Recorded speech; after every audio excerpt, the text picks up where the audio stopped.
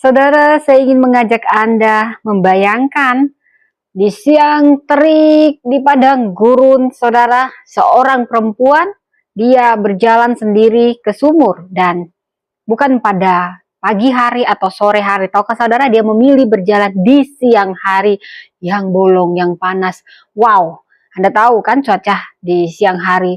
Tapi karena keinginan, ini bukan karena dia punya pilihan atau karena keinginan ini, tapi hidup membuat dia dijauhi, dihakimi, dan diasingkan. Saudara, inilah kisah perempuan Samaria yang tidak disebut namanya, datang membawa kendi kosong namun pulang dengan jiwa yang penuh. Saudara, dia bertemu dengan Yesus, bukan hanya air sumur yang Yesus tawarkan, dan ini juga yang ditawarkan bagi kita semua, yaitu air hidup yang tidak akan pernah habis. Saudara, kisah ini bukan hanya tentang perempuan, ini kisah tentang kita semua. Mungkin kita haus, kita lelah, kita ditolak, disalahpahami, tapi juga ini kisah bagaimana Tuhan datang khusus untuk menjemput kita dalam kondisi terdalam dan terdalam. Saudara, dari kisah perempuan Samaria yang bisa kita baca di Yohanes, khususnya Yohanes pasal 4, ada 3 pesan yang memberi kita pesan teologis dan emosional. Yang pertama, Yesus menemui kita di tengah kelelahan dan kekosongan. Tahukah Anda, Yesus berkata dengan jelas di Yohanes 4 ayat 6, Yesus pun karena letih oleh perjalanan, dia duduk di pinggir sumur. Yesus sengaja berjalan jauh melewati Samaria, jalur yang dihindari orang Yahudi pada saat itu karena kastanya beda. Orang Samaria blasteran, orang Yahudi tidak bergaul dengan orang Samaria. Namun demi satu perempuan bukan perempuan bangsawan atau jelita atau perempuan yang maha kudus, justru perempuan yang terkenal berdosa, dia sudah gonta-ganti suami, dan Yesus menyempatkan waktunya untuk datang buat perempuan ini. Dia tidak menunggu kita sempurna, saudara. Dia yang datang menjumpai kita di tengah kekeringan hidup kita. Dari sini kita belajar Yesus adalah Mesias yang tidak hanya melayani dari atas mimbar, tetapi turun dan duduk di tepi sumur hati manusia. Tidak peduli seberapa kosong hidup kita, Tuhan tidak menunggu kita menjadi rohani dulu untuk ditemui. Justru di saat kita merasa kotor, gagal, hancur, di sanalah Tuhan paling dekat. Yesus tidak menunggu kita di bait Allah. Dia menunggu kita di sumur air mata. Saudara, seperti seorang ayah yang mencari anaknya di antara reruntuhan gempa, Yesus menyusuri reruntuhan hidup untuk menyentuh hati yang paling remuk. Inilah percakapan ilahi yang mengubah luka menjadi kesaksian. Yesus berkata di Yohanes 4 ayat 17, Ia berkata, Tuhan, aku lihat bahwa engkau seorang nabi, kata perempuan ini awalnya di ayat 19 Yohanes 4. Namun, lalu dijawab Yesus, kau benar, kau tidak bersuami. Ketika dia berkata, aku tidak punya suami, ketika suaminya disuruh datang, saudara. Saudara, Yesus tidak sedang mempermalukan perempuan ini. Dia sedang menyentuh luka terdalam perempuan ini. Hubungan yang gagal berulang kali dan pencarian cinta yang tidak berujung. Namun alih-alih menghakimi, Yesus membuka ruang dialog ilahi yang mengubah perempuan ini dari luka menjadi terang. Saudara, percakapan dengan Tuhan akan membuka realitas rohani dan menyembuhkan identitas. Bukan penghakiman, melainkan pemulihan. Saudara, berhentilah menyembunyikan luka kita di balik senyum yang pura-pura. Beranilah berdialog dengan Tuhan dalam kejujuran, sebab hanya yang disingkapkan yang bisa disembuhkan. Saudara, luka yang diserahkan kepada Tuhan ini akan diubah menjadi suara kesaksian. Saudara, seperti tanah yang retak disiram hujan, hati yang retak karena pengalaman akan menghidupkan kembali akar iman bila disiram oleh firman Tuhan. Dari rahasia dosa perempuan ini menjadi misi penginjilan terbesarnya. Di mana di ayat 28 dikatakan perempuan itu meninggalkan tempayannya. Tempayan bicara tentang masa lalu. Dan berkata kepada banyak orang, dia menyebarkan, mari, lihat. Seseorang mengatakan kepadaku segala sesuatu yang telah kuperbuat. Ayat 29. Jadi perempuan ini punya pengaruh karena melihat perubahan yang 180 derajat. Yang awalnya dicemooh, semua orang akhirnya percaya karena melihat perubahan, karena melihat sukacita di dalam perempuan ini. Saudara, perempuan ini datang awalnya mengambil air, tapi lihat ketika bertemu Yesus, dia pulang membawa misi. Dia tidak lagi malu menceritakan kisah hidupnya karena kasih Kristus mengubah aib jadi alat kesaksian.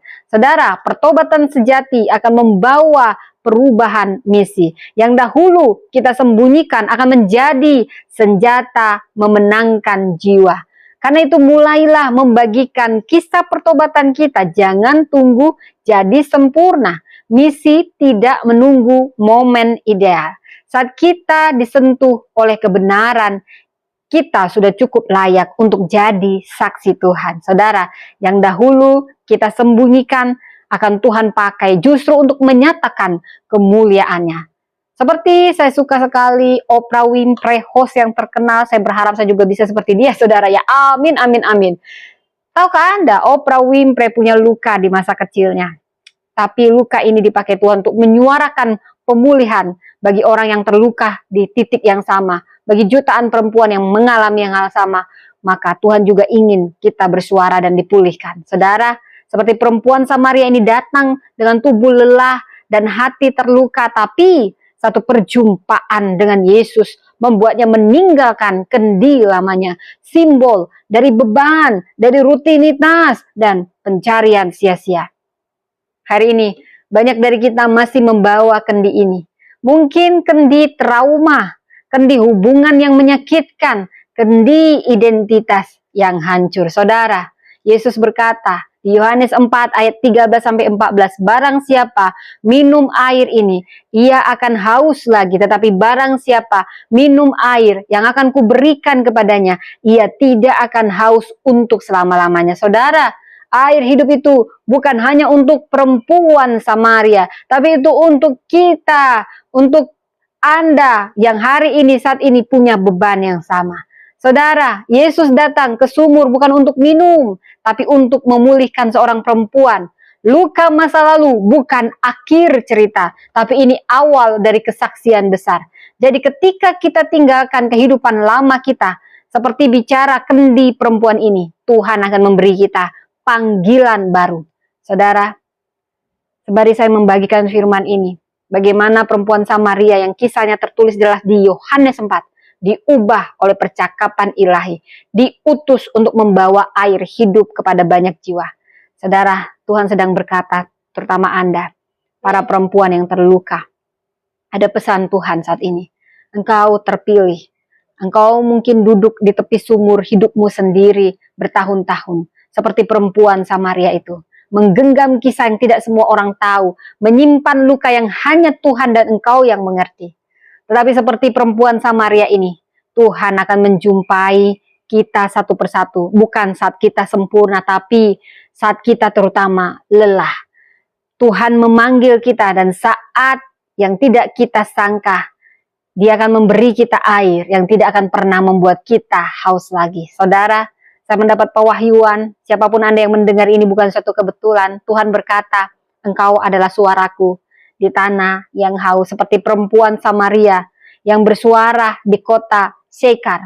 Aku telah memilihmu bukan dari tempat tinggi, tapi dari jalan-jalan perjumpaan sederhana. Engkau yang telah mengalami percakapan ilahi saat Tuhan menyentuh lukamu, menembus masa lalumu, menyalakan kembali kobaran api dalam rohmu. Engkau dipanggil untuk memberdayakan perempuan dari sumur keperutusan. Saudara, pelayanan yang sedang engkau bangun bukan sekedar gerakan sosial atau panggung khotbah. Itu adalah sumur modern tempat perempuan datang ke titik perjumpaan dengan Sang Mesias. Kau dipanggil bukan untuk membuka sumur-sumur rohani di tempat kering. Engkau dipanggil untuk membuka sumur-sumur rohani di tempat kering dan membuat air hidup mengalir di lorong-lorong sunyi.